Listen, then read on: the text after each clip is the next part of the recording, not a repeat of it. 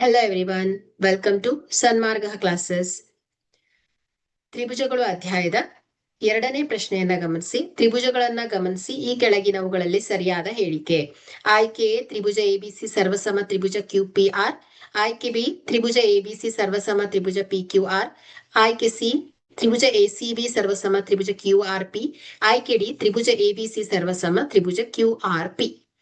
So ಇಲ್ಲಿ ಬಾಹುವನ್ನ ಗಮನಿಸಿ. ಸರ್ವಸಮ ಆಗಿರ್ಬೇಕು ಅಂದ್ರೆ ಸೊ ನೋಡಿ, ಎ ಬಿ ಬಾಹು ಓಕೆ 6 ಸೆಂಟಿಮೀಟರ್ ಇದೆ. ಸೊ ಇದಕ್ಕೆ ಅನುರೂಪವಾದಂತಹ ಬಾಹು ಈ ತ್ರಿಭುಜದಲ್ಲಿ ಕ್ಯೂ ಆರ್ ಆಗತ್ತೆ. Okay, so A B is equal to ಏನ್ ಹೇಳಿ, ಕ್ಯೂ ಆರ್. ಓಕೆ, ಸೊ ಅದೇ ರೀತಿ B C. So B C is equal to ಏನ್ ಹೇಳಿ 4 ಸೆಂಟಿಮೀಟರ್ ಇದೆ. ಸೊ ಅದೇ ರೀತಿ ಪಿ ಆರ್ ಕೂಡ 4 ಸೆಂಟಿಮೀಟರ್ ಇದೆ ಅಲ್ವಾ. ಸೊ ಹಾಗಾದ್ರೆ ಇಲ್ಲಿ ಏನಾಗುತ್ತೆ, B C equal to P R ಆಯ್ತು. ಸೊ ಕೋನಗಳನ್ನ ಹೋಲಿಕೆ ಮಾಡಿದ್ರೆ ಕೋನ ಬಿ ಈಸ್ ಈಕ್ವಲ್ ಟು ಏನ್ ಹೇಳಿ, ಕೋನ ಬಿ ಈಸ್ ಈಕ್ವಲ್ ಟು ಕೋನ ಆರ್ ಗೆ ಸಮನಾಗಿದೆ. ಓಕೆ, ಸೊ ಕೋನ ಆರ್ ಗೆ ಸಮನಾಗಿದೆ. ಸೊ ಇಲ್ಲಿ 2 ಬಾಹುಗಳು ಅಲ್ವಾ. ಸೊ 2 ಬಾಹುಗಳು ಮತ್ತು ಅವುಗಳ ನಡುವಿನ ಕೋನಗಳು ಪರಸ್ಪರ ಸಮನಾಗಿದೆ.